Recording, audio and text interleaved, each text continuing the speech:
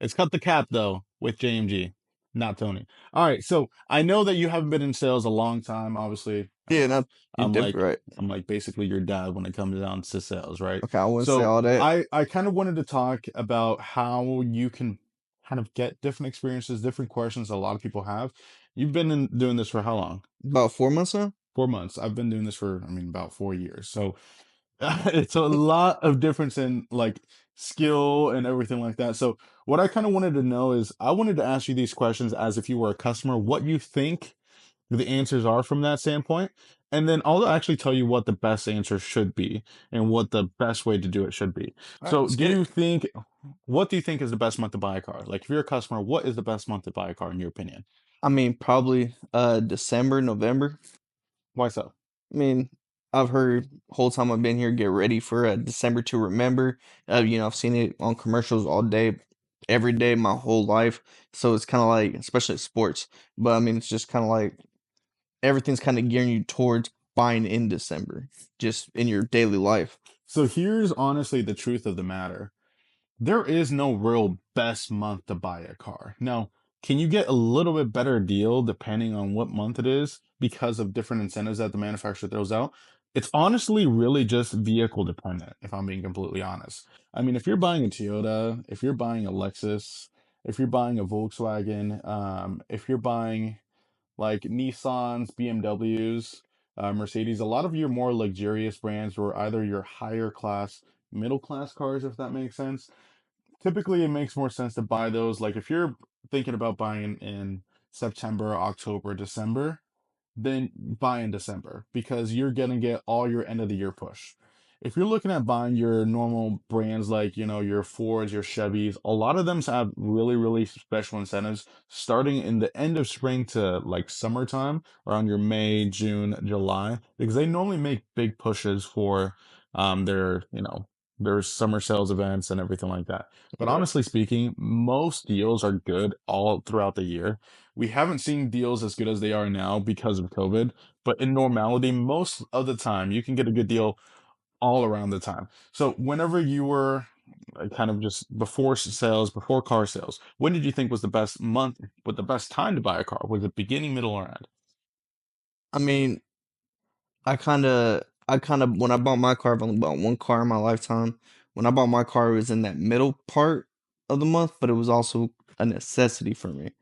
So I always saw my whole family. I mean, they purchased a lot of vehicles. They always bought at the beginning, um, just because they like to do a lot of shopping around. Yeah. And they knew, like, hey, these deals don't last until next month. So what I always thought the beginning. Uh, Unfortunately, I got put in that sort of like box where I had to get a vehicle Right. and I couldn't wait a day. 100%. And if you're in that situation, get your car. Get it now. It doesn't depend on the brand. Just get yourself a car. Now, here is the question you guys want to know. Is it better to buy the beginning, middle, end? I mean, honestly, if the numbers are the sole thing that is going to matter, if 500 to $1,000 is like going to make or break the deal that you want, then end of the month is probably going to be the best bet to buy it for you. Now, in my opinion, if you're looking for a car that is not as like regular, like there's a lot of vehicles out there right now because the market's kind of getting more regular, more stabilized. But during COVID and everything, I was seeing people all the time.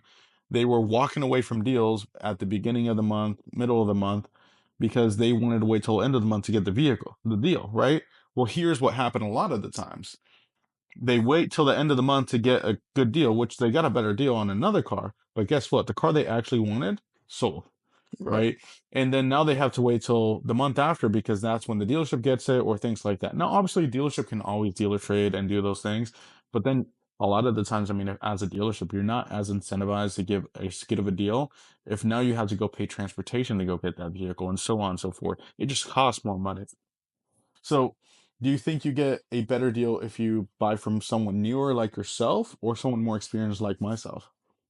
I mean, I definitely have seen some great deals come from purchasing from me just because I am newer and I have to have that backup, and that backup isn't quite there the whole time and knowing what the whole conversation's about. So I mean, if you're looking for the better deal, I mean, probably someone newer, but someone more experienced is always going to be able to answer those tough questions and have an answer for you when you need it. So better deal will definitely come from a newer person, but a better spot car buying experience will come from the more experienced person. I think I agree with you to a certain extent, because there is some scenarios in where you would say, I mean, if it's a really experienced salesperson, but then they also don't have a lot of empathy or they don't truthfully care about their customer, then buying from a newer person might make more sense because a newer person, I mean, they're a green tea, right? All they want to care about is you buying a car, and they're going to give up all the information. They're going to give up all the information on how all the incentives you have and everything. An experienced salesperson won't do that, but they won't do that for a certain reason if they care and if they are good for a reason, right?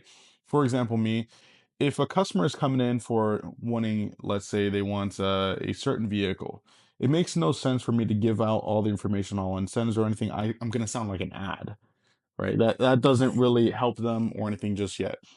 My whole goal and the benefits of buying with an experienced salesperson are going to be that you're going to then be able to say, okay, I can kind of walk you through this process and give you different ideas that you never might have even thought of. Because with a new salesperson, they just don't know what they don't know. You're basically still a customer. Right. Buying from an experienced salesperson, we have different ideas that I have made deals for my customers just simply because of extra knowledge that no way as a new salesperson you're going to know because you just don't know until you do it. Like for example, different ways that our promotions or how the bank works and things like that might actually, maybe they were looking at a used car in a certain price range and I'm like, hey, with this promotion and this thing, it's actually going to cost you the same exact for a new car. So they might say, hey, you know what, if it's in my budget the same way and it makes financial sense, then why not, let's go for the new one. That's something a new salesperson just isn't going to be able to do because they don't have that experience. So that's where getting a good deal is kind of relative to that. Do you think you get a better experience shopping online or just walking in? Let's say you go buy a car now. You know some of the things now. Do you think you would get a better deal by just shopping online or going in?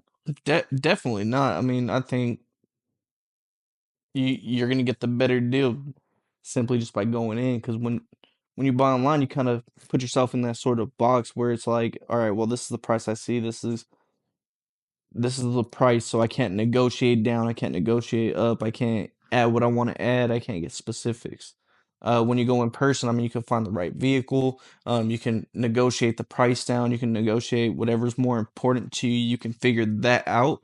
And not only you're not going to be by yourself, but you're also going to be with, like he said, a more experienced person who's helped other people get into something that's going to be comfortable with their daily necessities. So when you figured that out, I mean, that makes it worth it just to go in by itself. Okay. So you think that you should legitimately go inside. I mean, here's the thing. I agree to you for a certain extent. I mean, yes, you might get a little bit better experience overall. But buying online makes more sense in terms because there's some dealerships that are going to have vehicles overpriced. There are some dealerships that are going to have those vehicles a little bit less price. Now that influence in pricing, I mean, you might buy, let's say you want to buy a Camry, right? That Camry might be $20,000 one place and it might be $22,000 in another place. Now it might be because the other dealership owns it for a little bit more, so they need to get a little bit more out of it. So they're pricing it that way. It might be because this other Camry has an extra option that you don't know about. Now, if you're just going into one dealership, right? And you're just going dealership to dealership. Let's say you want a Toyota and you go to every Toyota store like in your city.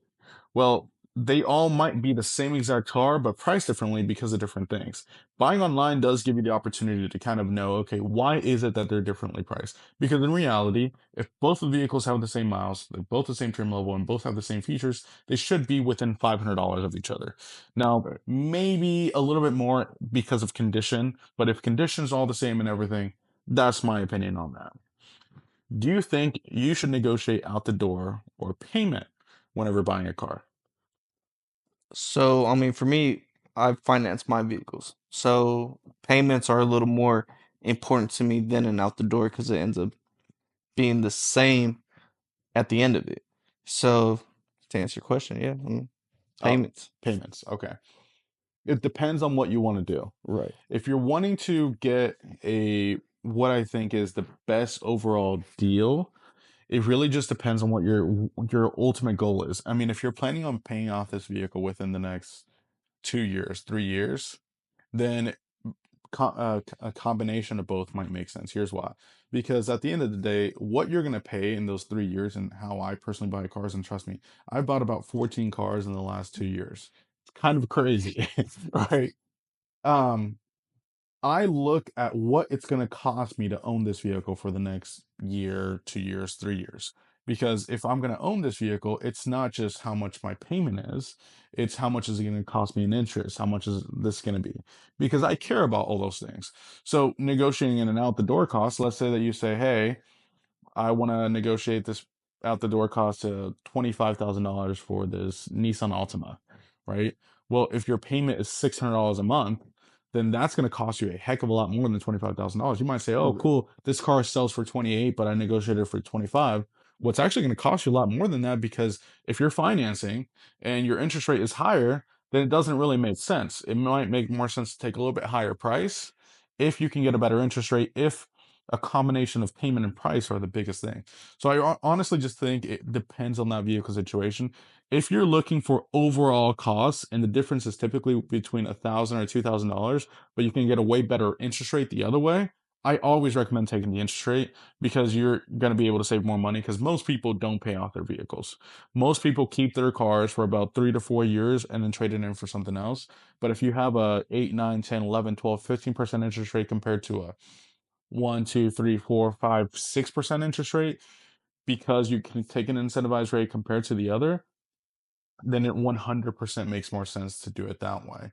What are 3 things you, as a customer, have said whenever you go into the dealership? Because I hear all the time, "I don't want to buy today." You hear rude customers. You hear customers that just want to have it their way and they want to do it their own way. What are 3 things you kind of say whenever you go to the dealership? Like obviously, I want people to stay away from me when I'm in that mindset of, hey, I'm just looking, I'm Yeah, shopping right now, I'm looking around. It's kind of like the same way when I go and buy a console or when I go and buy clothes. I like to look around, sort of be in my zone, and whatever's kind of peeking out to me, then hey, I can go and grab somebody. So I mean that's definitely something where I'm just looking. You kind of hate to hear it, but you understand it. 100%. So, uh, another one of those things is, uh, I'm here waiting for somebody, or I'm here for somebody else. I mean, it's kind of along the same lines where you're just kind of making up excuses so that way you don't have to put yourself out there. So as a customer, the biggest thing you are is just afraid, right? Exactly. 100%. So here's what I would kind of say.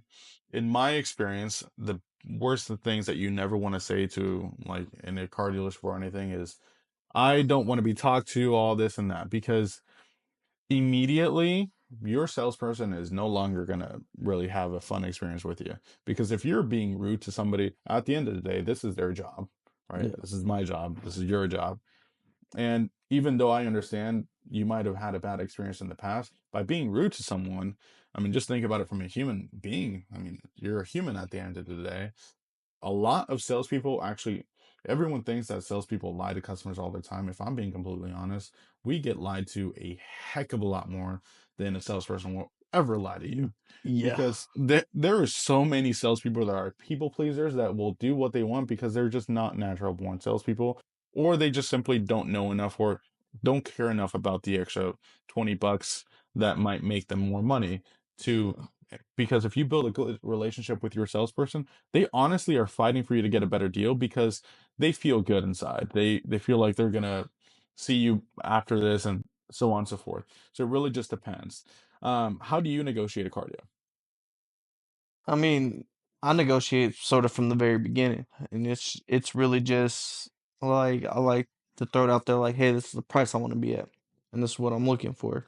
In my certain extent, with the size of my family and everything, I need a sedan, and I need to be in a certain price point because that's how I budget out for myself. Right. So, I mean, when I negotiate, I make sure those three key things is gonna fit my family, is gonna fit my shopping needs, and is it gonna fit my price range. I mean, I know there's a million different ways to negotiate. Some people just want style, some people just want speed. So there's a million different things to take into account, but you definitely got to put yourself in a position where you're letting those be known from the beginning. Because Yeah. if you're not letting it be known from the beginning and you bring it up at the end, then you're never gonna meet your needs. So as a customer, what makes you feel you got a good deal? Um, I mean, like I said, I mean, there's a million different things. Like like with my car, I felt like I got a great deal because I got great trunk space. Hate my car now. um, so the trunk doesn't even open. So I mean, I felt really good about that deal because it was in a price range I found affordable. It was the car I needed. It fits my family to a great extent, and I mean, when I had the trunk, I could fit a lot of groceries in it. um, No, trunk no longer. yeah, definitely not. But I mean, yeah, like I said, I mean there's a million things to make you feel good. And I think that's the most important part. If you feel good about it, I mean, whether it's a great deal or whether it's a bad deal, as long as you feel good about your purchase and you know it's gonna be with you like an extent of your family or like another family member, I mean, that's what makes it the best deal. And here's my opinion about this all because I've seen tons of different customers. I've had a ton of different interactions, and some customers I know understand that they prefer spending an extra 500, 1,000, 1,500, $2,000 to purchase with me because they truthfully know, and I make it known, and that's the way that I work, that if, for example, my car might be a little bit more expensive either because it has more features or whatever, because typically all car dealerships are going to have very, very similar prices, especially the bigger ones like the one I work at. We can't price our car 3,000, 4,000, $5,000 higher than the market and expect to sell it. That's never realistic. I mean, everyone that thinks that you can sell a car for $5,000 higher than the market and that's how dealerships market them, that's just not true. We will never sell that car if we're $5,000 higher than the market. I mean, most of the customers shop online. When was the last time that you saw a car that was $5,000 overpriced and you're like, I want that one? I mean, it just never happens. People always look for the cheaper ones, or at least for the ones that have cosmetic things that they want, but still the cheapest ones of those. They're never going to pay the most money unless they're true diehard fans for something that is nostalgic or things like that. But back to kind of my train of thought, if you're wanting to negotiate your best deal, and some people are pinching over $500,000, and you as a customer are like, well, I'm going to go elsewhere because of that. But you go elsewhere, and you know that salesperson that you dealt with did not give you nearly the same experience. All they did was kind of was like, okay, cool, you want this, blah, blah, blah. And it's kind of just a cookie cutter response, the traditional car buying experience and everything. Well, here's what happens a lot of times with that. They buy and they're like, "Oh yeah, I got a better deal at this dealership." But then when they call that dealership, what happens? They have a bad experience because obviously you saw from the beginning, they didn't really care about much. There was no excitement. There was no true care. So now when you have a problem, guess what happens? You're done. The Right. salesperson doesn't care. The salesperson might not be there because a lot of those older traditional dealerships, there's a huge turnover in salespeople. Well, when you buy from someone that is more experienced, that you know they've been there for a super long time, even if you know that you're going to pay a little bit more money, you're not paying. I personally would pay an extra $500,000 if whenever I go buy my cars, I know that I had a good experience and I know, hey, first off, this salesperson deserves it. And two, I know that if I need something, I know that this salesperson is going to go out their way to help me because I can see it from their interactions. That also goes both ways. If you go to a dealership and you feel like you're getting somewhat of a good deal, but your salesperson is being very much not caring, they don't feel like they care about you, or they're just not understanding you, run. Because you don't ever want to be in a situation where your salesperson doesn't care about you and the numbers aren't right. I mean, what are you Yeah. staying for? Don't ever feel trapped to buy a car if it's not the right situation or if you don't feel like it's right for you. If you don't feel like it's right for you, your salesperson has failed you, the dealership has failed you, and everything around has kind of gone bad. Now, you say that you bought one car. What do Yes. you think is the best car to buy as a first time car buyer? I mean, so I got a Malibu, Okay. good old Chevy. Uh, def How many miles did that have? oh, good 78,000. 78,000 miles. Yeah. What year was it? 2017, And how long ago did you buy it? about a year and a half ago. Year and a half ago. So, do you think a vehicle and how many miles did you say it had one more time? Oh, it had 78 when I bought it. I mean, 78 it's when at it's at about 109,000 now. okay. So, do you think in a vehicle around that kind of demographic, a vehicle that's about 3 or 4 years old, that has about 60, 70,000 miles. Do you think that's a better first time car buyer car? Let's say that you're going into college. Let's say that you're your first car for high school, or maybe your first car out of college you haven't driven before. Do you I'm think a car like that works best, or so should you go for a brand new car? I mean, so it depends. Again, it depends on what you're trying to do. So, I mean, I've dealt with customers who came in as a college kid, starting in college, and they wanted to build their credit. So, my recommendation is go for that new car.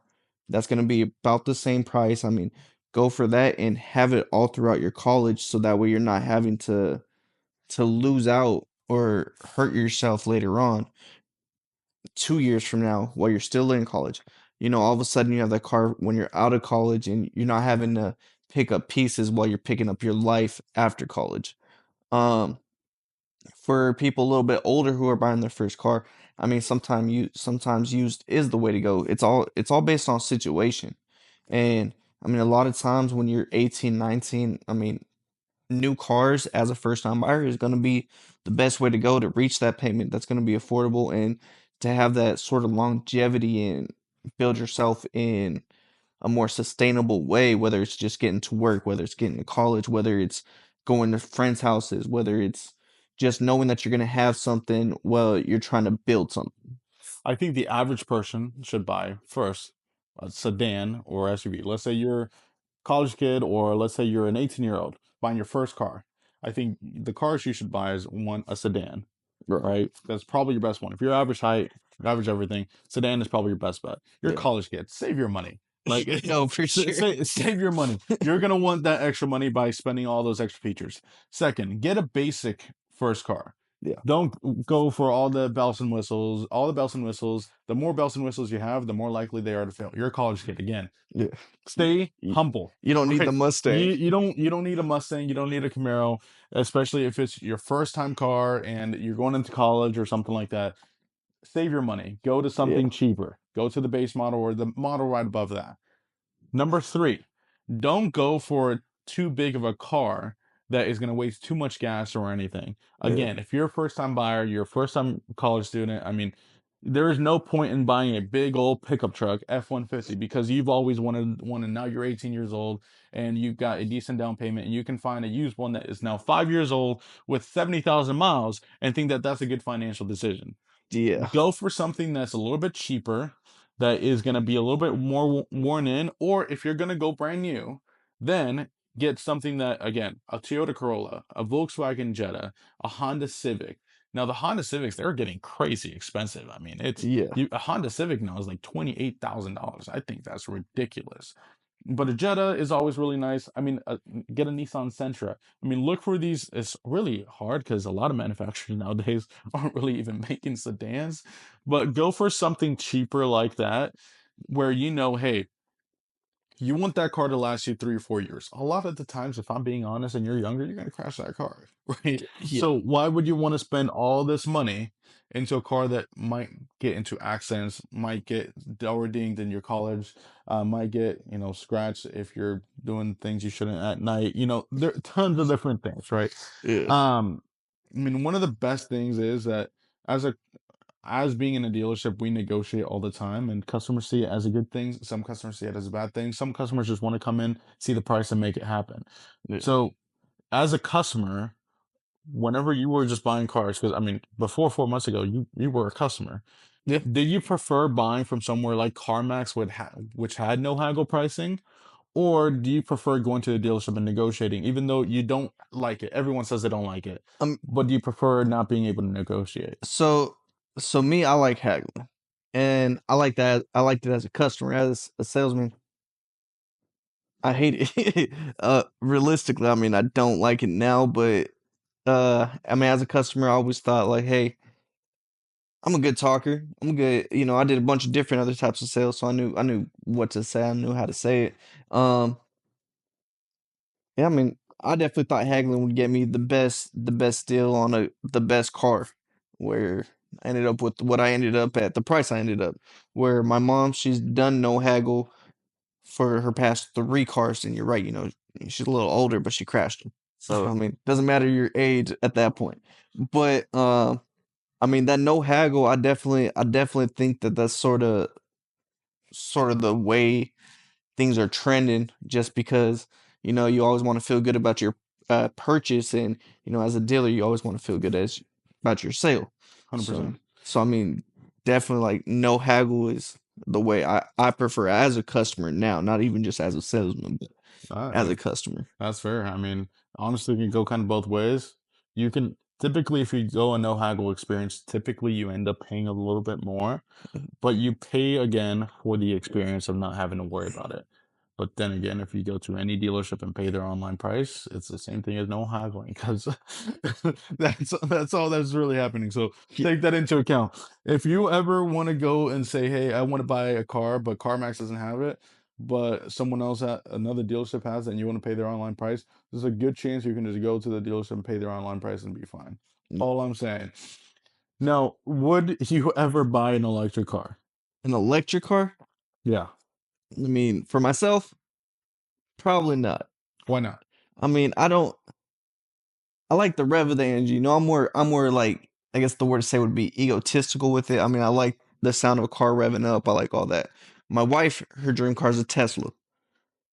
Not spending that much on her, but I'll get her a different electric vehicle. Might have to go Mach 3, something. But I mean, would I buy one? Yes. Would I buy it for myself? No. I see the need, I see the necessity, and I see the good it does.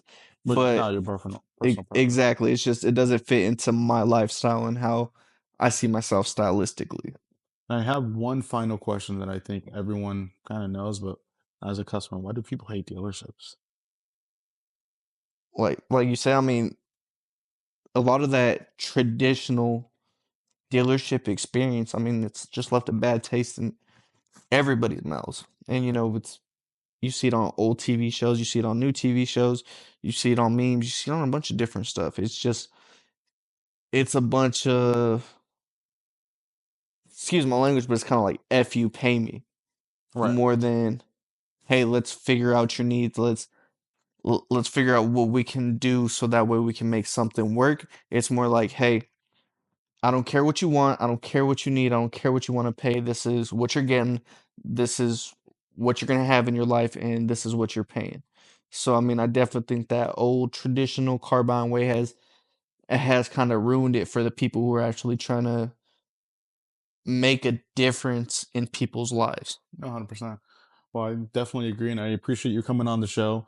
Again, this is Cut the Cap with Jamie. Just remember to subscribe and hit the like down there. If you guys have any questions about this, I'm always going to be more than happy to answer them. And thanks for watching.